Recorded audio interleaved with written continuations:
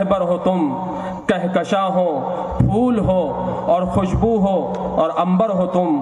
آؤ محفل میں خطابت کے چراغ ذو لیے، باعث فخر چمن ہو، شمع روشن تر ہو تم۔ نہ پوچھ گفتگو میں کیا اثر رکھتا ہے وہ، سنگ دل کو موم کرنے کا ہنر رکھتا ہے وہ۔ بلاغت جھومتی ہے ان کے انداز تکلم پر، لب اعجاز پہ ان کی فصاحت ناز کرتی ہے۔ میں حضرت سے گزارش کروں گا بڑے عاجزانہ انداز میں کہ حضرت ہمیں نصیحت فرمائیں۔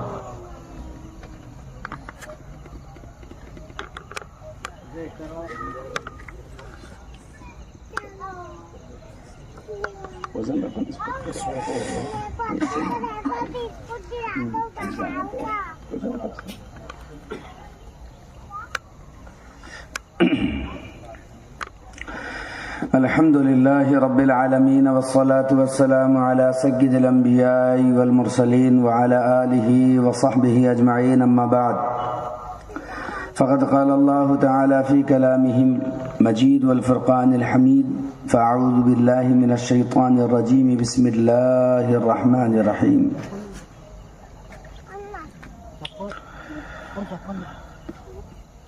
ولا تزر وازرة وزر أخرى، وقال تعالى: إن المبذرين كانوا إخوان الشياطين، وقال تعالى: يرفع الله الذين آمنوا منكم والذين أوتوا العلم درجات، وقال محمد رسول الله صلى الله عليه وسلم: لا يأكل طعامك إلا تقي ولا تصاحب إلا مؤمنا، أو كما قال عليه الصلاة والسلام۔ میرے محترم بزرگوں، عزیزوں، علاقہ برار کے پائے تخت علیج پور کے واسیوں، یہاں تخت پر بیٹھے ہوئے محفل رونق، شمع رونق، علماء و عمائدین شہر اچل پور و علیج پور، اور بزرگوں کی دھروہر کو زندہ رکھنے والے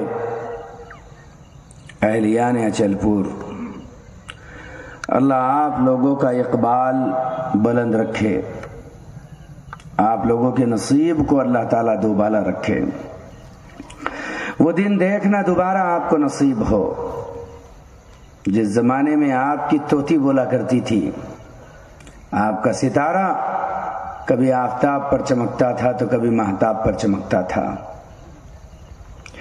جس سرزمین پر آپ اور میں بیٹھے ہیں، یہ وہ سرزمین ہے، یہ وہ علاقہ ہے، یہ وہ تحصیل ہے، یہ وہ مقام ہے جو کئی بار بنا ہے، کئی بار بکھرا ہے، کئی بار سجا ہے، کئی بار اجڑا ہے۔ کتنے ہی لوگ سرزمین اچل پور پر آئے، حکومت کر کے گزر گئے، چونکہ ایک مسلمان باوجود اچل پور جیسے قدیم ہستی اور تاریخ کا مالک ہونے کے باوجود وہ اپنی تاریخ سے آج بھی گمراہ ہے۔ معصوم ننھے طلبہ نے اپنے مظاہرے کے ذریعے، اپنی پیشکش کے ذریعے، ہلتے لبوں اور چست الفاظوں کے ذریعے، کبھی مترنم، کبھی معطر تربیزیوں کے ذریعے آپ کو جگانے کی کوشش کی ہے اور یہ بتانے کی کوشش کی ہے کہ یہ دور جو آج آپ اسٹیج پر دیکھ رہے ہو، تخت پر دیکھ رہے ہو، کسی زمانے میں اچل پور جب ایلیچ پور کہلاتا تھا، یہاں کی گلیوں میں یہی رنگ چھایا ہوا تھا. گلی گلی میں قرآن کریم کے تالی تلاوت کرنے والے مقری اور قرہ موجود تھے. ہر پتھر کے نیچے ایک عالم ملا کرتا تھا. ہر برج کے قریب، ہر فصیل کے قریب ایک محدث ملا کرتا تھا.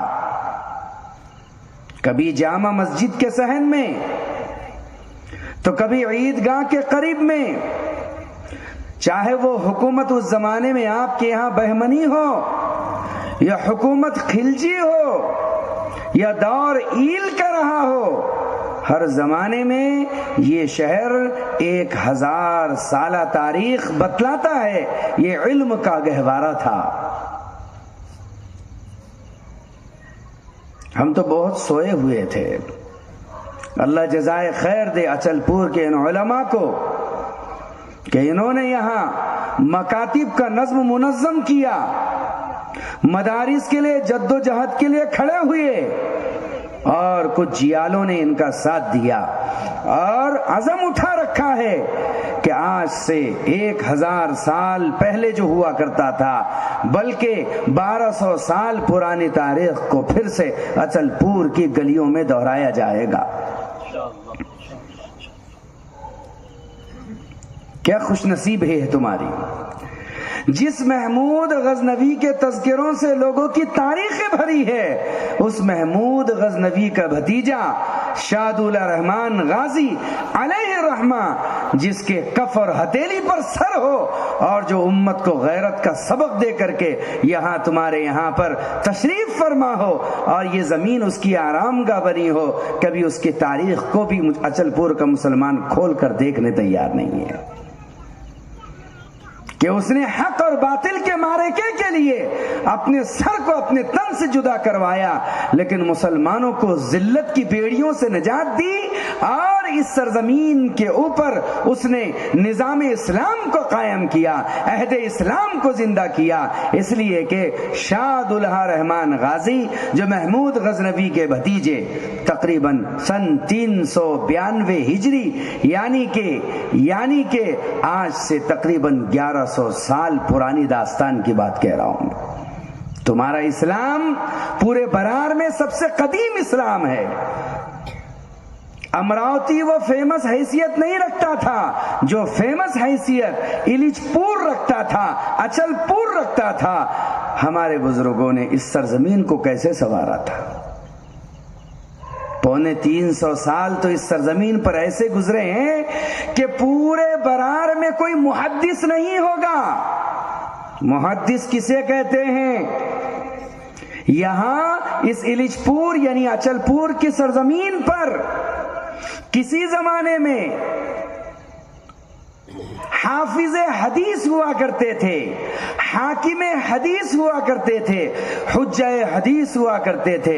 حافظ حدیث کس کو کہتے ہیں؟ 1,00,000 حدیث مع سند اور متن کے جس کو یاد ہو اسے حافظ حدیث کہا جاتا ہے. یہاں محدث طاہر سندھی موجود تھے کسی زمانے میں. حاکم حدیث حجہ حدیث کسے کہتے ہیں؟ جنہیں 3,00,000 حدیثیں اور 5,00,000 حدیثیں مع سند اور متن کے اختلافات کے ساتھ اور روات کی ساری انقسام کے ساتھ یاد ہو. ایسے لوگ حاکم اور حجہ حدیث تمہاری اس سرزمین پر ایلیچ پور اچل پور میں موجود تھے، جنہیں تاریخ نے کبھی محدث قاسم کے نام سے یاد کیا ہے، کبھی عیسیٰ جند اللہ کے نام سے یاد کیا ہے. یہ سارے بزرگ تمہاری ہی سرزمین پر پیدا ہوئے تھے. تاریخ گواہی دیتی ہے کہ صفدر خان سیستانی نے، عماد الملک نے جو آپ کی جامع مسجد بنائی تھی، یہ جامع مسجد کو بنے ہوئے تقریباً اگر دیکھا جائے تو 1100 سالہ زمانہ ہو رہا ہے. اس عیدگاہ کو عماد الملک نے بنایا تھا جب خلجی حکومت تھی، بہمنی حکومتیں یہاں پر تھی. اس زمانے میں نواب پنئی تو اس کے بعد میں آئے تھے جنہوں نے باغ بے بہا کی تعمیر کی ہے، جنہوں نے کٹورا شیش محل قائم کیا تھا. یہ اس کے بعد کی بات ہے، لیکن یہ وہ زمانہ کہہ رہا ہوں میں جب بہمنی حکومت تھی. سن تقریباً 750 ہجری کی بات ہے، 750 ہجری، اور ابھی کتنی چل رہی ہے؟ 1448، یعنی 50 ہونے کے قریب ہے، یعنی 750 سال پہلے کی بات ہے۔ آج سے 750 سال پہلے اس شہر علیج پور میں اسی جامع مسجد کے صحن میں ایک مدرسے کی بنیاد ڈالی تھی، اور اس مدرسے کی بنیاد ڈالنے کے بعد علاقہ سندھ کے بڑے بڑے محدثین اور علماء اسی مدرسے میں پڑھانے کے لیے موجود تھے۔ تقریباً 227 سال سے زیادہ وہ مدرسہ پورے علاقے برار ہی نہیں بلکہ بڑے بڑے دور دراز کے علاقوں کو علم سے سیراب کرتا رہا، یہاں سے فتوے دیے جاتے رہے، یہاں سے قضات کے معاملے ہوتے رہے، یہی سارے مسائل شرعی حل کیے جاتے رہے، اور نظام اسلام کو استحکام، یعنی نظام کے زمانے تک دکن حیدرآباد تک یہیں سے چلتا رہا، اور تمہارے پاس پیسوں کی ریل پیل تھی، کچھ کمی نہیں تھی۔ اللہ رب العزت نے یہاں کے بسنے والے مسلمان کو بہت عزت، طاقت، شرافت، قوت، جاہ، جلال، منقبت، حشمت، ہر چیز سے نوازا تھا، اس لیے کہ جلال الدین اکبر کے زمانے میں علیج پور کو چاندی کے سکوں کی ٹکسال بنا دیا گیا تھا۔ یہاں چاندی کے سکے چھپا کرتے تھے، چاندی کے سکے۔ آج بھی کہیں کھود بوت کرو گے تم تو تمہیں ڈیوڑی محل جیسے علاقوں میں ایسے خزینے بہت مل جائیں گے۔ تم سونے کے ڈھیر پر بیٹھے ہوئے لوگ ہو، تم چاندی کے ڈھیر پر بیٹھے ہوئے لوگ ہو، اگر تمہیں پتا چلے گا۔ اور تمہارا یہ علاقہ علیج پور، اللہ جزائے خیر دے ہمارے سعید بھائی کو، یہ میرا اپنا ویو ہے، میرا اپنا اینگل ہے، میں خود بولنے والا ہوں، میں خود بول کا ذمہ دار ہوں، مجھے آپ کے اس پر کمنٹس کی کوئی ضرورت نہیں ہے۔ کبھی میں دیکھتا ہوں تو مجھے یاد آتا ہے وہ زمانہ کہ جب مودھاجی راؤ بھوسلے ناگپور کے، ان کو محبت ہو گئی تھی حضرت شاہ دولہ رحمان غازی رحمت اللہ علیہ سے، اتنا عشق تھا، اتنی محبت تھی کہ انہوں نے اس زمانے کے بزرگوں سے ہاتھ ملایا اور کہا میں یہ چاہتا ہوں کہ شاہ الرحمان غازی رحمت اللہ علیہ کا جو مقدس مزار ہے اس کی فصیل میں بناؤں۔ انہوں نے اپنے خرچ سے ناگپور سے یہاں آ کر کے وہ فصیل تعمیر کی تھی، جبکہ آپ کا یہ جو شہر پناہ آپ کو نظر آ رہا ہے، یہ جو فصیلیں نظر آ رہی ہے، یہ اس زمانے میں نواب اسماعیل خان پنئی نے بنائی تھی۔ یہ دونوں گہرے دوست تھے، یہ ہندو اور مسلمانوں کا سنگم بھی اس زمانے میں وجود میں آیا تھا، اور یہ بنیاد رکھی گئی تھی کہ نواب اسماعیل خان نے ساری فصیل تعمیر کی تھی شہر کی، اور مودھاجی راؤ بھوسلے نے ناگپور سے آ کر شاہ الرحمان غازی رحمت اللہ علیہ کے مقدس مزار کے اطراف میں فصیل قائم کی تھی۔ یہ دو فصیلوں کا سنگم اس زمانے میں ہندو مسلم ایکتا کی محبت کی مثال تھی۔ اس کے بعد سے یہاں پر ایسا کچھ نہیں ملتا، برا ہو ان ظالم لوگوں کا جنہوں نے دلوں کو پھاڑ دیا، جنہوں نے دل بٹور دیے، جنہوں نے اذہان اور ذہنوں کو الجھا کر کے رکھ دیا۔ تو میرے کہنے کا مقصود یہ ہے کہ جس شہر کی تاریخ اپنے سر پر علم کا صحرا باندھ چکی ہو، کہ جہاں کا پائے تخت برار کا صدر مقام بنا ہوا ہو اور برار کا سر بنا ہوا ہو، ایسے لوگ اپنی علم تاریخ اور داستانوں کو کیسے بھول گئے ہیں؟ کیوں بھول گئے ہیں کہ یہ شہر علم کا گہوارہ تھا؟ کیوں بھول گئے ہیں کہ یہ شہر علم کا ابلتا ہوا وہ سرچشمہ تھا جس سے تشنگان علوم نبوت کی پیاس کبھی بجھا کرتی تھی؟ اے لوگو، ہوش میں آؤ، اپنے آبا و اجداد کی تاریخ کو کبھی نہ بھولا کرو۔ تم ایک غیرت مند جگہ کی قوم ہو، غیرت مند علاقے کے باسی ہو، تمہارے ذہن میں تعمیر ہونا چاہیے۔ تم نے اس سرزمین کو وہ محبت، وہ خلوص اور وہ معافات اور مکافات عمل عطا کیا ہے جو بعد کے لوگوں میں نظر نہیں آتا۔ اس لیے اپنے اس جذبے کو دوبارہ اپنے اندر رونما کرو، دوبارہ جلا دو، اس جذبے کی تخلیق پیدا کرو۔ اس لیے آج کے اس جلسے سے ہمیں جو نصیحت ملتی ہے وہ یہ ملتی ہے کہ ہم حال کو سمجھے کہ حال ہمیں کیا قال کہہ رہا ہے، حال ہمیں کیا مقال دے رہا ہے۔ دنیا کا سب سے عقل مند ترین آدمی وہ ہے سب سے عقل مند ترین آدمی وہ ہے جو حال کے امر کو سمجھ لے. حال کا امر کس کو کہتے ہیں یہ بھی سمجھنا ایک ضروری امر ہے، ورنہ کون سی چڑیا ہے یہ حال کا امر، ہمیں کیا پتا. حال کا امر کسے کہتے ہیں؟ حال کے امر کا مطلب ہوتا ہے ابھی ہم سے ہمارا رب کیا چاہ رہا ہے، ابھی ہم سے ہمارا اللہ کیا چاہ رہا ہے، ابھی ہم سے ہمارے رسول کیا تقاضا کر رہے ہیں، ابھی ہم سے ہمارا قرآن کیا مانگ رہا ہے، ابھی ہم سے ہماری شریعت کس چیز کا تقاضا کر رہی ہے. حال کا امر اس کو کہتے ہیں.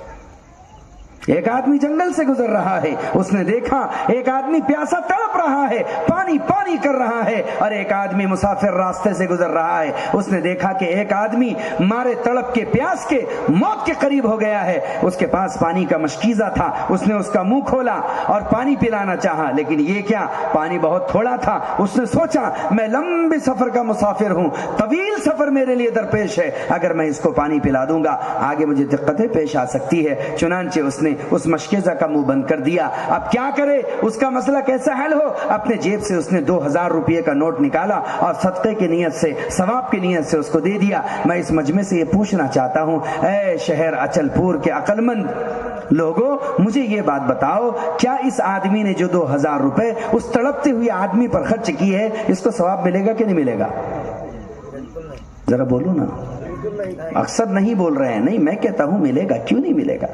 ثواب ملے گا. 2000 روپے اس نے صدقہ کیے ہیں، 2000 روپے اس نے خرچ کیے، بے شک ملے گا. لیکن ساتھ میں یہ بھی بتلا دینا چاہتا ہوں 2000 روپیہ نہیں، اگر وہ اس تڑپتے پیاسے آدمی پر اس وقت 2000 کروڑ روپیے بھی خرچ کر دیتا، 2000 کروڑ روپیے بھی اسے دے دیتا، تو جو 2 بوند اور 2 گھونٹ پانی پلانے پر اللہ کی طرف سے اجر ملتا، وہ 2000 کروڑ روپیہ خرچ کرنے پر ہرگز نہ ملتا.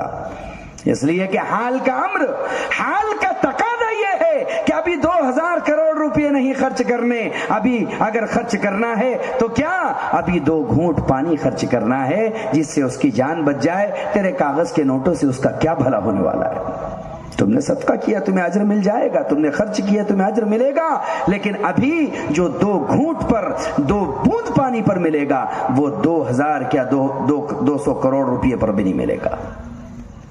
اس لیے حال کا امر سمجھنا ہر آدمی کی ذمہ داری ہے. وقت ہمارے ہاتھوں سے ریت کی طرح پھسلتا ہوا چلا جا رہا ہے. حالات اس بات کی اجازت نہیں دے رہے ہیں کہ ہم وقت سے ذرا بھی غافل ہو، وقت کو ذرا بھی ضائع کرے. اپنے وجود اور تشخص کا مسئلہ آیا ہے، اسلام، ایمان اور شریعت کا مسئلہ آیا ہے. اے مسلمان، آج تجھے جاگنے کی ضرورت ہے. یہ جلسے، یہ محفلیں، یہ مظاہرے، یہ مکاتب کے جلسے، یہ مدارس کے جلسے، یہ سب کچھ کیوں ہو رہے ہیں؟ یہ جھنجھوڑنے کے لیے ہے اور یاد دلانے کے لیے ہے کہ تم وہ مسلمان ہو جن کے سروں پر کبھی کفن سجا ہوا تھا اور جن کے جذبات کے سامنے کبھی پہاڑ بھی ریزہ ریزہ ہو گئے تھے. تم وہ قوم ہو جو اپنے آپ کو کبھی بھلا نہیں سکتی.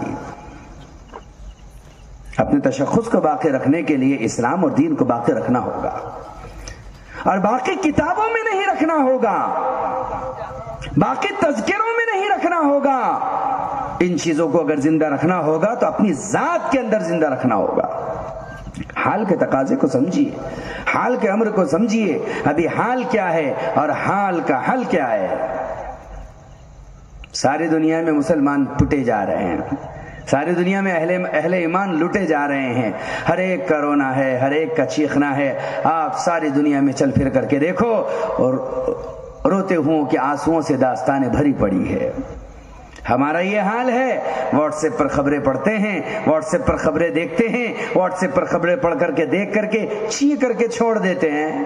لکھنے والے لکھ رہے ہیں، پڑھنے والے پڑھ رہے ہیں، کسی کو کوئی تاثر نہیں حاصل ہو رہا ہے. ان لکھنے والوں نے تو یہ سمجھ لیا ہے اور میسج کرنے والوں نے تو یہ سمجھ لیا ہے کہ ہماری یہی خدمت کافی ہے. میرے عزیز و بزرگوں، کسی بھوکے کو اگر رسگلہ 160 مرتبہ 360 مرتبہ یا یوں کہیے صبح سے شام تک اگر رٹا دو تو اس کا مسئلہ بھوک کا حل نہیں ہوگا. تھوڑا سا ٹکڑا اس کے حلق میں ڈال دو، مسئلہ حل ہو جائے گا.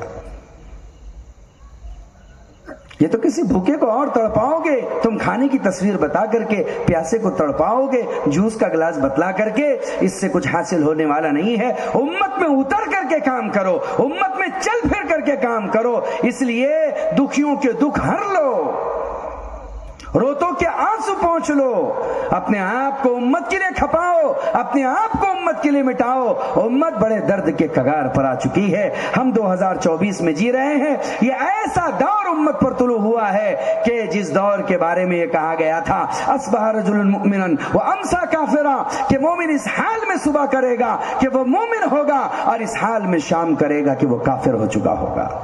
ایمان کے جنازے نکل رہے ہیں، اہل ایمان، اہل اسلام، اسلام کو سلام کہہ کر کے آگے بڑھ رہے ہیں۔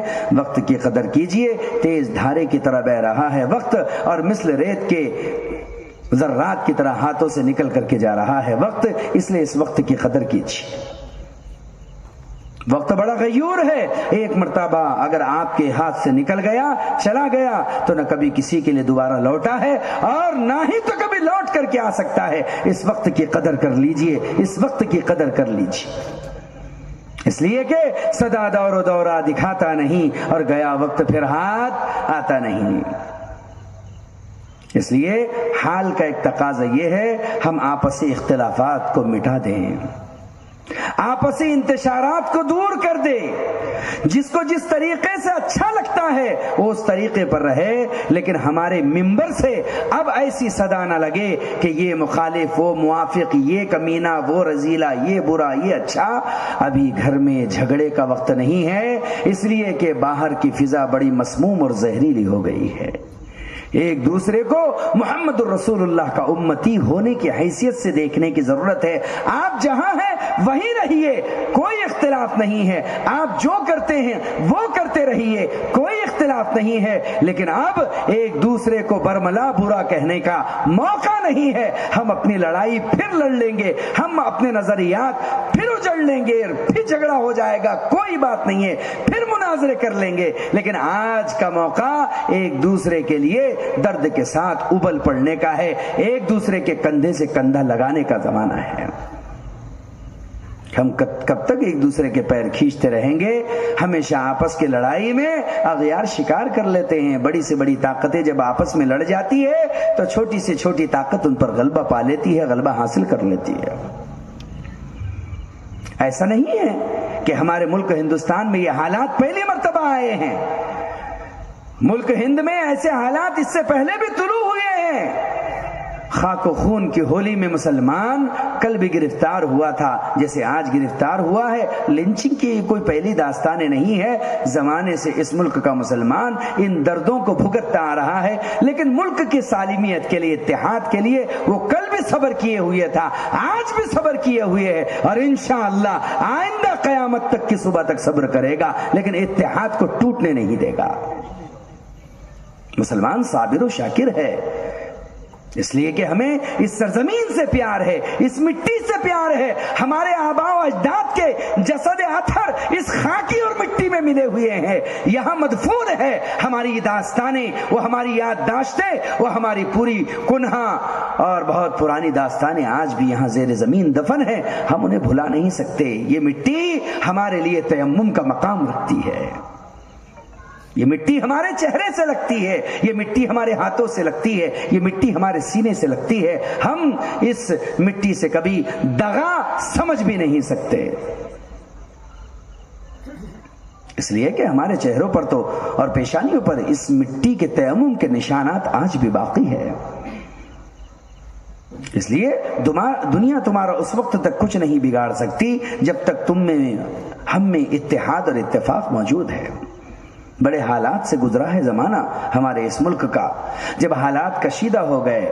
انگریزوں کی حکومت یہاں ہوا کرتی تھی، اور گوروں کی جب یہاں حکومت ہوا کرتی تھی، وہ ظلم کیا ہے ہندوستان کے سرزمین اور رعایا کے اوپر ان لوگوں نے کہ ساری انسانیت تراہیمام تراہیمام رحم رحم کی بھیک مانگ رہی تھی۔ اس زمانے میں جب چاروں طرف پورا ملک جل رہا تھا، حضرت حاجی امداد اللہ مہاجر مکی رحمت اللہ علیہ، سید الطائفہ حاجی امداد اللہ مہاجر مکی رحمت اللہ علیہ، ہندوستان سے مکۃ المکرمہ اور مدینۃ المنورہ کی طرف رخت سفر باندھ کر کے روانہ ہوئے تھے، ایک عرض داشت لے کر سرور کونین کے در پر جا پہنچے تھے۔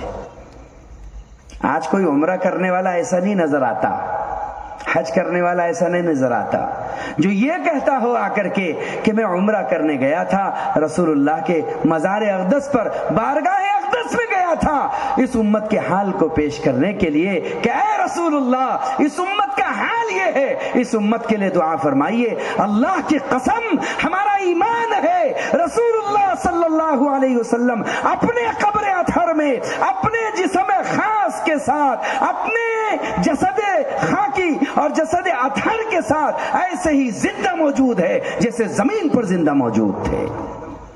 آپ روضہ اقدس میں موجود ہے، امت کی سن بھی رہے ہیں، امت کے سلام کا جواب بھی دے رہے ہیں اور آنے والوں سے گفتگو بھی ہے۔ بس کمی اگر کسی چیز کی ہے تمہارے میرے عقیدے اور احترام کی ہے اور ایمان کی ہے کہ ہم رسول اللہ کے پاس جا کر کے اپنا دکھڑا رونے تیار نہیں ہے۔ شوق کے لیے عمرے ہو رہے ہیں، ذوق کے لیے عمرے ہو رہے ہیں، ٹور کے لیے عمرے ہو رہے ہیں، لیکن کوئی درد رکھنے والا امت کا کوئی ایسا نہیں ہے جو رسول اللہ کے پاس جا کر کے خاص اس لیے سفر کر کے گیا ہو، 1.5-2 لاکھ روپے اس لیے خرچ کر کے گیا ہو کہ امت کے اس ذب و حالی کو رسول اللہ کو بتائے اور رسول اللہ کو یہ بتلائے کہ اے رسول اللہ صلی اللہ علیہ وسلم آپ کے بعد اس سرزمین پر آپ کے ماننے والوں اور آپ کے چاہنے والوں کا بڑا برا حال ہے کہ سر ہمارے اڑائے جا رہے ہیں، بستیاں ہماری ویران کی جا رہی ہے اور چاروں طرف خون آشنام شامیں پھیل چکی ہے۔ ایسا لگتا ہے کہ شام کی کوئی صبح نہیں ہے، کوئی درد کا رونے والا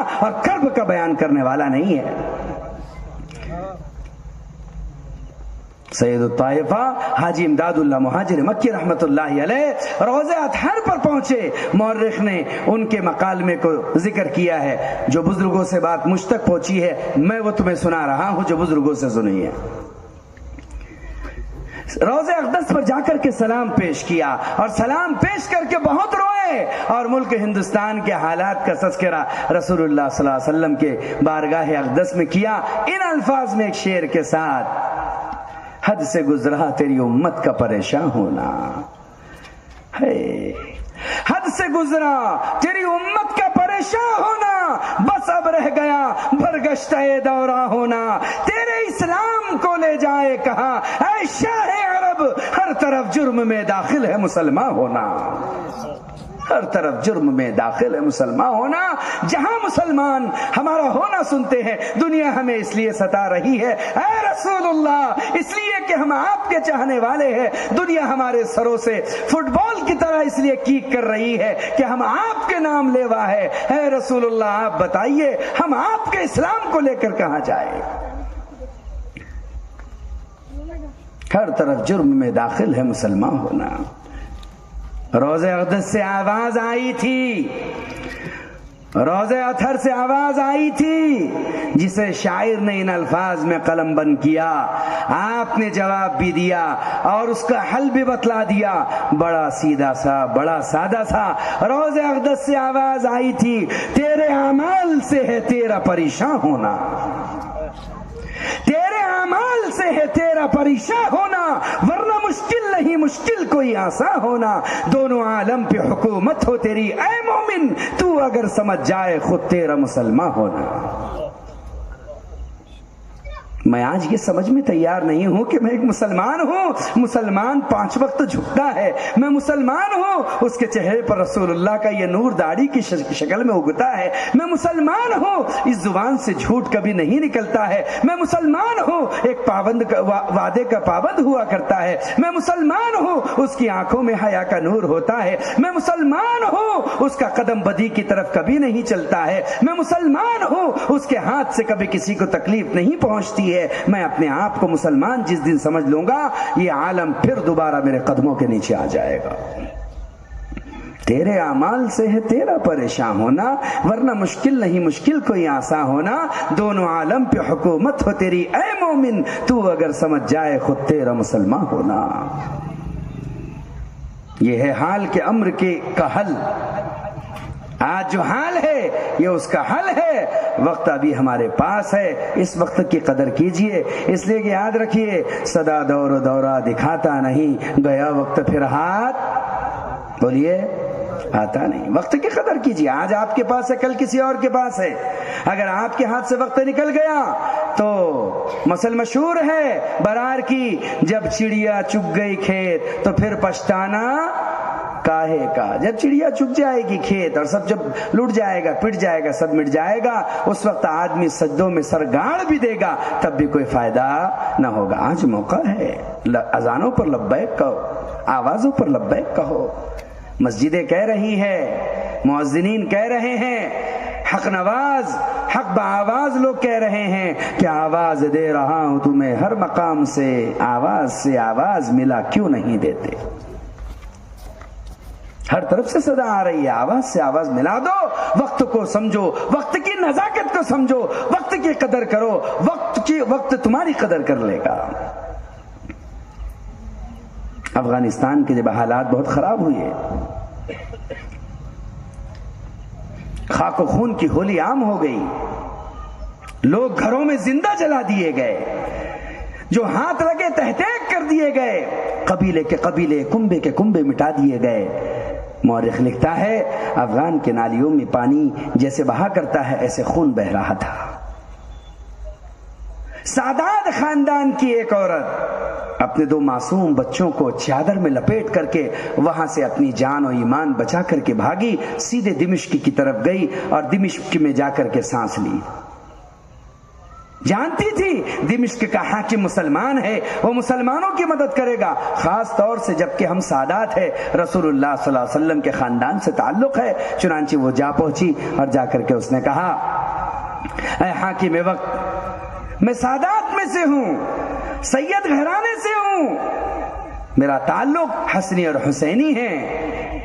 افغان کے حالات خراب ہو گئے ہیں, آگ لگ گئی ہے, ہماری زمین اجڑ گئی, کنبے قبیلے سب کچھ برباد ہو گئے ہیں, میرا بھائی, میرا باپ, میرا شوہر سب کے سب مقتول ہو گئے ہیں.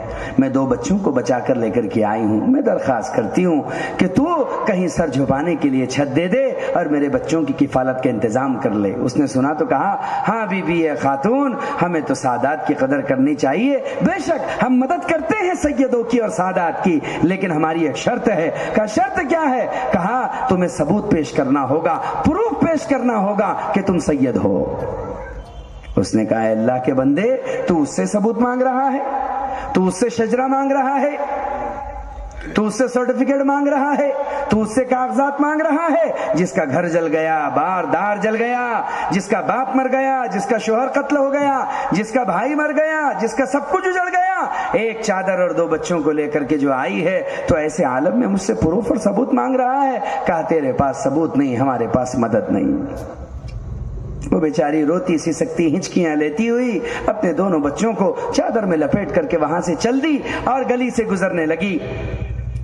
جب وہ نکڑ سے گزر رہی تھی, ایک یہودی کی کوٹھی وہیں پر تھی. اس یہودی نے اس عورت کو روتا ہوا, بلکتا ہوا, بچوں کو آتا ہوا دیکھا. کسی مسلمان سے پوچھا, کیا ماجرا ہوا ہے کہ یہ عورت روتی ہوئی آ رہی ہے؟ ایسا لگتا ہے حاکم کے محل کی طرف سے آ رہی ہے. اس مسلمان نے کہا, ہاں بھائی, یہ کہہ رہی ہے کہ یہ سادات خاندان سے ہے, سید ذاتی ہے بیچاری, لیکن کہا وہ ماننے تیار نہیں ہے. وہ کہہ رہا ہے ثبوت پیش کر. یہ کہہ رہی ہے افغان میں سب کچھ جل گیا, 2 بچے معصوم لے کر کے آئے ہوں, کہاں سے کاغذات دکھاؤں, کہاں سے پروف دکھاؤں کہ میں سید زادی ہوں. اس نے اسے واپس کر دیا ہے, مدد کرنے سے انکار کر دیا. یہ سننا تھا. اس یہودی کا دل بھر آیا. اس نے کہا, اچھا یہ محمد رسول اللہ کے خاندان سے تعلق رکھتی ہے, مجھے تو تمہارے نبی کے نام سے ہی محبت ہے, میں رکھوں گا ان کو. اس نے کہا, او بی بی, او اللہ کی بندی, اگر تو پسند کرے, میری یہ کوٹھی کے بازو ایک کوٹھی ہے, بالکل سیف ہے, تو اس میں رہ لے, اپنے بچوں کو رکھ, اور سن لے, جب تک تو زندہ رہیں گی تیرے بچے زندہ رہیں گے,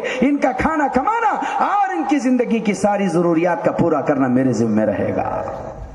اللہ کی شان. وہ اس کوٹھی میں بچوں کے ساتھ داخل ہو گئی.